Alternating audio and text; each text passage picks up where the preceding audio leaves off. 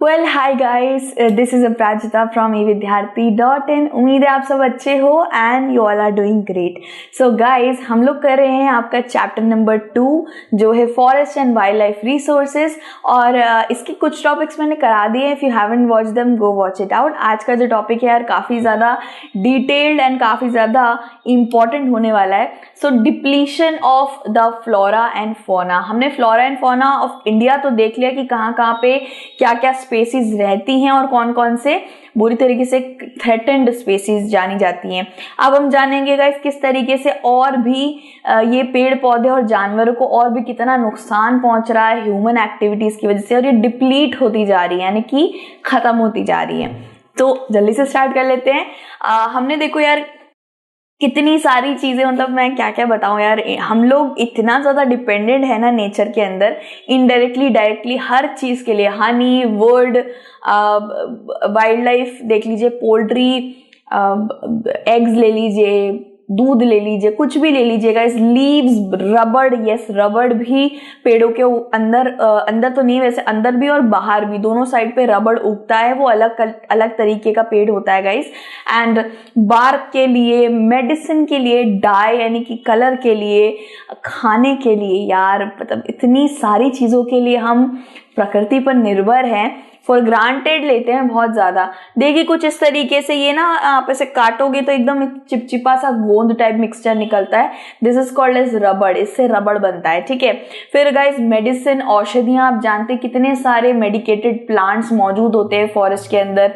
Die ले लीजिए, पहले के वक्त पे गाइस, मुगल्स के वक्त पे एंड रजवाड़ों के वक्त पे पेंट को, पेस्टल कलर और जो हम अभी कलर्स यूज करते हैं तब नहीं होते थे पहले के वक्त पे।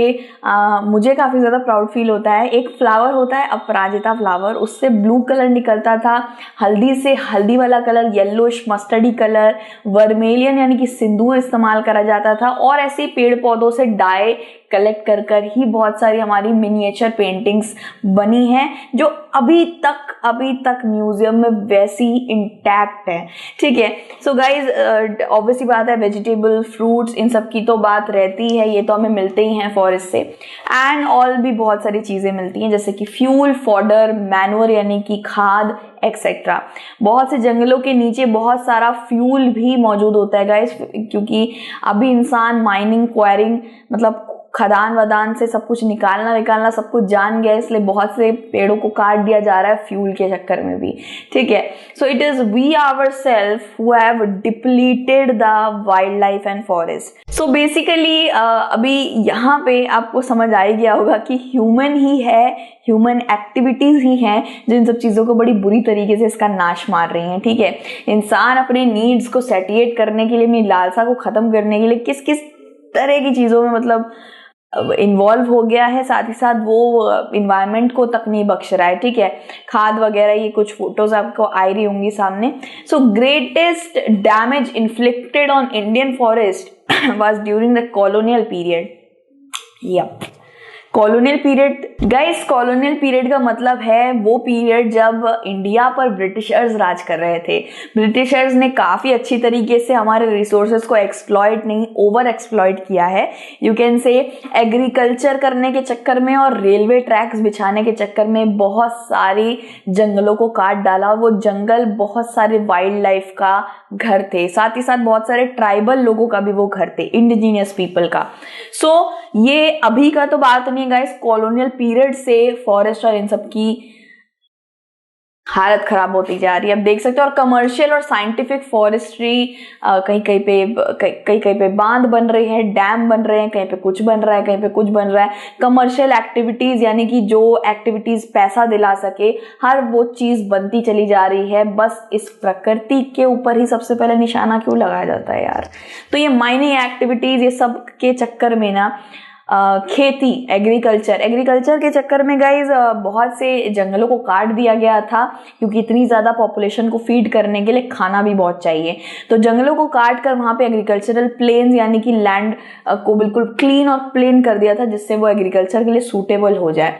मतलब कमर्शियल और साइंटिफिक एक्टिविटीज़ के लिए यार ये नेचर को सबसे पहले क्यों वो करा जाता है। एंड ऑल माइनिंग और क्वायरिंग, ये खदानों में से फ्यूल मिनरल ये सब निकालना, नेचुरल गैस निकालना, इससे सबसे ज़्यादा नुकसान तो जंगल को और भूमि को भी बहुत ज़्यादा होता है। देखिए किस तरीके से खोद के जेसीबी और बड़ी बड़ी मशीनों द्वारा खोदा जाता है। सो अगर आप 1951 का और 1980s के बीच का वक्त देखें तो यहाँ पे गाइस एक फॉरेस्ट सर्वे करा गया था भारत के अंदर, और इसके अंदर 26,200 स्क्वायर किलोमीटर तक फॉरेस्ट एरिया हमें कन्वर्ट कर दिया गया था, ठीक है, एग्रीकल्चर लैंड में। 26,000 स्क्वायर किलोमीटर, यार एक स्टेट जितना होगा या तो उससे भी ज्यादा, ठीक है, इतनी जगहों को कन्वर्ट कर देना, that is a big task also. And आपने फॉरेस्ट लाइफ सब कुछ छीन लिया। मतलब एक वही बात है बिल्कुल गाइस कि कार्बन डाइऑक्साइड हमारे इंडिया में क्या धरती पर ही हर जगह मिलता है, हर जगह हम लोग उसको बना रहे हैं, हर जगह कार्बन डाइऑक्साइड फैल रहा है। अब ये जंगल ही तो हैं जो कार्बन डाइऑक्साइड को सोख लेते हैं, और भी कितने सारे रीजंस अभी हमने पढ़े गाइस, कितने लोग फॉरेस्ट पे डिपेंड होते हैं। जानवर पेड़ पौधे कहाँ जाएंगे, एंड पक्षी भी, पक्षी हमारे घरों के ऊपर बैठने लग गए हैं आजकल, घर की नहीं उनकी जगह पेड़ के ऊपर है, लेकिन पेड़ हम काट दे रहे हैं। आपने देखा होगा गाइस बहुत सारे बंदर आ जाते हैं शहरों में, है ना, क्यों आ रहे हैं, क्योंकि हम तो उनका घर काट दे रहे हैं, तो वो हमारे इधर ही आके नाश करेंगे ना। तो ट्राइबल बेल्ट्स की बात करी जाएगा, इस ट्राइबल बेल्ट्स यानी कि वो जगह जहां पे ट्राइबल और इंडिजिनियस आदिवासी लोगों का घर है, अब तो नहीं है। स्पेशली नॉर्थ ईस्टर्न पार्ट देखें, हमारे भारत का पूर्वी हिस्सा देखें, जहाँ पे मणिपुर, मेघालय, असम, अरुणाचल प्रदेश पड़ जाता है, और हमारा सेंट्रल इंडिया देखें जहाँ पे छत्तीसगढ़, मध्य प्रदेश, राजस्थान, महाराष्ट्र पड़ जाता है। ये वो जगह गाइस, झारखंड भी, ये वो जगह है जहाँ पे सबसे ज्यादा ट्राइबल एरिया या लोग रहते हैं, ठीक है, और इन जगहों में ही सबसे ज्यादा कटाई कर दी गई है। तो सोचिए वो लोगों का क्या हुआ होगा, कहाँ गए होंगे वो लोग, ठीक है। ऐसे लोगों को सिटीज में, टाउन्स में ऐसे काम करने पड़ते हैं जो उन्होंने कभी सीखे तक नहीं। फॉरेस्ट में वो लोग पूरी तरीके से डिपेंड थे, अब फॉरेस्ट को ही हटा दिया गया है। सोचिए कोई आए और आपके घर को हटा दे, फिर हम कहाँ जाएंगे, सीरियसली ब्लैंक हो जाएंगे यार। और इनकी तकलीफें मैं नहीं समझ सकती सीरियसली, क्योंकि मैं उस दुख से नहीं गुजरी हूँ, लेकिन सीरियसली अगर हम लोग फील भी करें तो भी बहुत पेन होता है, ठीक है। एंड एक और चीज है गाइस, इसने फॉरेस्ट को बहुत बुरी तरीके से नाश पहुंचाया है, वो है शिफ्टिंग कल्टीवेशन। अब मेरी आर्ग्यूमेंट से बहुत लोग अग्री करेंगे और बहुत लोग नहीं भी करेंगे। शिफ्टिंग कल्टीवेशन क्या होता है गाइस, बड़ी छोटी क्लास से पढ़ते आ रहे हैं। शिफ्टिंग कल्टीवेशन को जूम कल्टीवेशन या स्लैश एंड बर्न कल्टीवेशन भी कहते हैं। शिफ्टिंग कल्टीवेशन के अंदर गाइस एक पैच ऑफ लैंड को काटा जाता है, उधर के जंगल और पेड़ पौधों को उखाड़ दिया जाता है, फिर वहां पे आग लगा दी जाती है, और फिर आग जब बुझ जाती है, राख बच जाती है, तो राख और सॉइल को मिला देने के बाद वो जगह काफी उपजाऊ हो जाती है। उपजाऊ हो रही है, लोगों का पेट भर रही है क्योंकि वहां कल्टीवेशन हो रहा है। लेकिन एक चीज देखने वाली है कि गाइस उस आग लगाने से कितना ज्यादा पोल्यूशन भी होता है और कितने सारे पेड़ों को भी काट दिया जाता है। सो इस शिफ्टिंग कल्टीवेशन, मैंने यही बोला गाइस, बहुत लोग अग्री करेंगे, बहुत लोग नहीं करेंगे, क्योंकि वो शिफ्टिंग कल्टीवेशन बहुतों का पेट भरती है, और दूसरी जगह देखें तो वो इन्वायरमेंट को नुकसान भी पहुंचाती है। So there are some small little boxes जो बहुत ही ज्यादा वाइटल और इंफॉर्मेटिव इंफॉर्मेशन से भरे हुए हैं गाइस। इसको एक बार यार ग्लिम्स में देख लेते हैं। Are colonial forest policies to be blamed? क्या ये ब्रिटिश राज जो इतनी सारी पॉलिसीज बनाकर गई, क्या इनको ब्लेम करना चाहिए? इसमें से आई गेस आपको ये वाला बिल्कुल भी नहीं पता होगा, ये मैं भी पहली बार सुन रही थी when I was in 10th class. So guys, जब ब्रिटिश राज था ना, तो ब्रिटिश राज के वक्त पे ऐसा हो गया था कि बहुत सारे लोगों को फॉरेस्ट में घुसने तक की इजाजत नहीं दी जा रही थी। वो लोग जो वहां पे खेले बड़े पड़े और वहाँ का इस्तेमाल करते थे, चीज़ें पूरी तरीके से डिपेंड थे उनको ही। I think you can see like Kantara, it was a very good movie, उसके अंदर भी फॉरेस्ट पॉलिसीज के बारे में दिखाया था।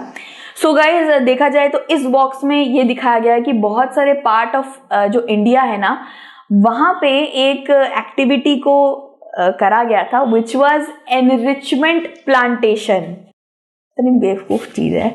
इसमें यह हुआ था गाइस कि कुछ वैल्यूएबल स्पीसीज ऑफ प्लांट्स को हटाकर कोई और प्लांट लगा दिया गया था। कोई और अच्छा प्लांट। मतलब ये ऐसी बात हो गई कि अगर मैंने अपने भाई के सामने एक रोटी रखी तो उसको भूख लगी है, तो उसकी रोटी उससे छीन के मैंने अपनी बहन को दे दी, बिल्कुल ऐसी बात है।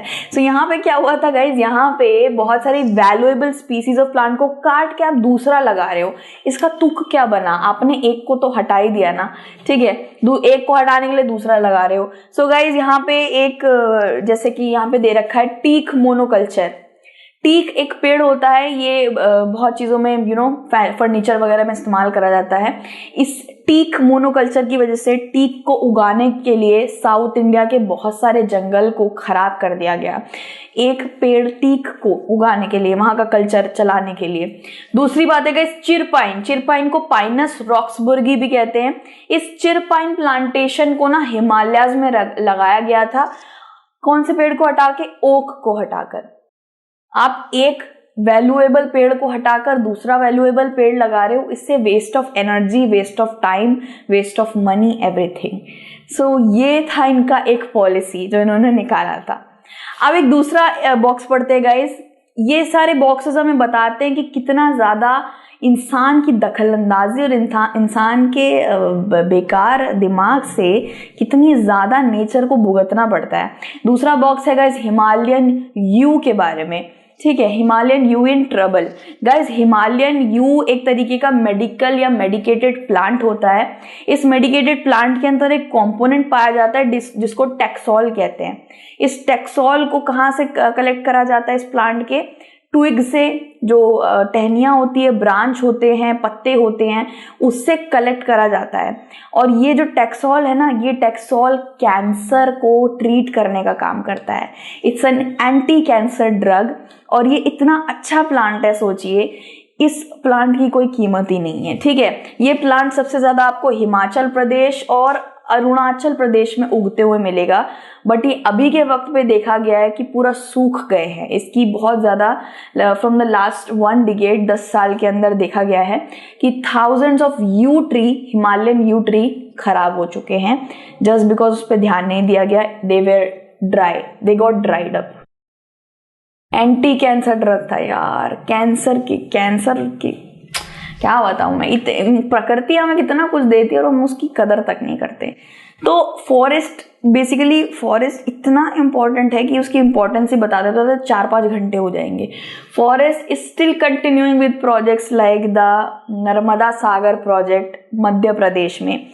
फॉरेस्ट अभी भी कटते चले जा रहे हैं, किसी को परवाह नहीं हो रही भाई। डैम यानी कि बांध, आई नो उसके एडवांटेजेस होते हैं, बहुत सारे गांवों को सिंचाई का पानी भेजता है ये dam. Is a very good project and very good thing, okay. लेकिन डेवलपमेंट के फेज में why forest and natural habitat को ही क्यों हटाया जाता है? सो बेसिकली क्या हुआ, नर्मदा सागर प्रोजेक्ट के वक्त पे 40,000 हेक्टर का फॉरेस्ट, इसमें कितने पेड़ आते होंगे गिनती भी भूल जाऊं मैं, इसकी वजह से वहां पे 40,000 हेक्टर जमीन को सफाचट कर दिया गया। एक और कारण है गाइस, माइनिंग, ठीक है। माइनिंग यानी कि खदान बनाना, खुदाई कर करके मिनरल्स, नेचुरल गैस और पेट्रोल को निकालना। बहुत से फॉरेस्ट के नीचे ना खदान बना के निकाल दिया गया है, फॉरेस्ट को तबाह करके चले गए हैं, ठीक है। एक और चीज है गाइस, एक और फैक्टर है important which is deforestation. Buxa tiger reserve नामक एक जगह है guys, Buxa tiger reserve. Tiger reserve से ही नाम पता चल गया होगा, ये बहुत सारे टाइगर्स का घर माना जाता है, ठीक है। ये पड़ता है गाइस वेस्ट बंगाल के अंदर। इधर कुछ इस तरीके से पेड़ों को काट कर छोड़ दिया गया है। क्यों? क्योंकि इन जंगलों के नीचे डोलामाइट, जो डोलामाइट होता है एक मिनरल कंपोनेंट होता है, इसको सीमेंट इंडस्ट्री यूज करती है, जो ब्लास्ट फर्नेस होता है उसमें भी इस्तेमाल होता है। सो ये डोलामाइट मिनरल को निकालने के लिए बुक्सा टाइगर रिजर्व का सत्यानाश हो गया, ठीक है। इससे सीरियस थ्रेट मिला है वहां के टाइगर रिजर्व्स को, वहां के जानवरों को। आपने पूरे जंगल को खराब कर दिया। हैबिटेट डिस्ट्रक्शन, हैबिटेट यानी कि किसी का घर, ऑब्वियसली बात है बहुत सारे जानवरों का घर था, डिस्ट्रक्शन हो गया, ठीक है। और भी बहुत से कारण है गाइस, हंटिंग, पोचिंग क्या होता है guys? I don't think it's a new word for you, बहुत सुना है। पोचिंग पहले के वक्त पे जब ये बड़े बड़े राजा रजवाड़े होते थे अलॉन्ग विद ब्रिटिश ऑफिसर्स, ये बहुत से जानवरों का शिकार करते थे बहुत से जानवरों का शिकार करने के साथ साथ उनकी स्किन को निकाल के उसके कपड़े बनाना, उसको अपने सोफे पे लगाना, उनके मुंह को सामने लगाना, ये सब चीजें करते थे, विच इज किसी को भी गुस्सा दिला दे भाई। पोचिंग का मतलब क्या है गाइज? इट्स लाइक हार्मिंग, और किसी को केज कर लेना, किसी को मार देना, ठीक है। सो टाइगर पोचिंग तो बहुत चली है। एक्सप्लॉयटेशन, इन्वायरमेंट का बुरी तरीके से उपयोग करना, बुरी तरीके से उसको नष्ट करके अपना हिस्सा लेके चले जाना। पोल्यूशन, पॉइजनिंग द फॉरेस्ट, बहुत सारे जंगलों को जला दिया जाता है, और इससे क्या होता है ना, इससे फॉरेस्ट और बहुत से अंदर बैठे हुए जानवर को आप नेचुरली पॉइजन दे रहे हो, ठीक है। ये कुछ हुआ था, आई थिंक ऑस्ट्रेलिया में हुआ था, अमेज़न फॉरेस्ट को जला दिया गया था, फिर वो ज़्यादा हीट की वजह से जल गया था। इतने जानवर वहाँ के, देवर लाइक बहुत प्यासे थे, वहाँ के लोगों को पानी पिलाना पड़ रहा था। It was a very like heart को हिला देने वाला काइंड ऑफ सिचुएशन था, मैंने उसे देखा था। So guys, fires are the factor जिससे इंडिया की बायोडाइवर्सिटी खराब हो जाती है। किस तरीके से एक जगहों पे कूड़ा जलाने के लिए हम लोग किस तरीके से वहां पे जला के कूड़ा छोड़ देते हैं। It's totally like a pollution दे रहे हो या पॉइजन दे रहे हो उन जानवरों को, ठीक है। उसके बाद क्या है गाइज, अगर हम ऐसे एवरेज एक निकालने की कोशिश करें तो 40 टाइम्स ज्यादा एक अमेरिकन रिसोर्सेस को खा जाता है, 40 टाइम्स ज्यादा एज एन एवरेज सोमालियन से हम लोग उसको एक तरीके से कंपेयर करें तो। इंडिया की बारी आती है यार। इंडिया में देखा जाए तो अच्छा खासा फॉरेस्ट का डिस्ट्रक्शन हो रहा है, वाइल्ड लाइफ का भी हो रहा है। इंडिया में एक रिच इंसान 25% रिसोर्स खा जाता है, ठीक है। रिसोर्स बहुत सारे होते हैं, आप जानते ही हो, पानी, लैंड, फ्यूल, फॉडर, मेडिसिन, बहुत सारी चीजें, सो खा जाता है यार। तो देखा जाए तो biological loss is strongly correlated with the loss of cultural diversity also. अब जानवरों की, पेड़ पौधों की बात होने के बाद बात आती है उन लोगों की जिनका घर है जंगल, ट्राइबल लोगों की, ठीक है। बहुत से ट्राइबल लोग है गाइज, जैसे मैंने आपको बताया, ट्राइबल बेल्ट्स सेंट्रल इंडिया और ईस्टर्न, हमारा ईस्टर्न पार्ट जो है इंडिया का, वहां पे बहुत सारे ट्राइबल लोग रहते हैं। अगर आपको स्टेट्स लिखने होंगे तो स्टेट के नाम आप लिखिएगा, Chhattisgarh, Jharkhand, Maharashtra, Meghalaya, Assam, Manipur, Arunachal Pradesh. These are very extensive tribal belts, okay. भी तो ट्राइबल लोग ज्यादा वो भी नहीं बचे, उनको भी शिफ्ट होना पड़ा है एंड ऑल दोस थिंग्स। सो इसमें ना वुमेन ज्यादा इफेक्ट होती है, क्योंकि वहां पे तो गैस, चिमनी, ये सब चीजें नहीं आई हैं, तो अभी भी वो लोग फ्यूल के लिए फॉडर पे डिपेंड होते हैं, यानी कि जंगलों के अंदर जो लकड़ियां काट के लेके आते हैं उस पे डिपेंड होते हैं। सो बहुत सारी औरतों का काम ही होता है गाइस चूल्हा जलाने का और लकड़ियां दूर से लेके आने का। अब इससे क्या होता है गाइस, बहुत सारे जंगलों को काट दिया जा रहा है, तो औरतों को बहुत ज्यादा 10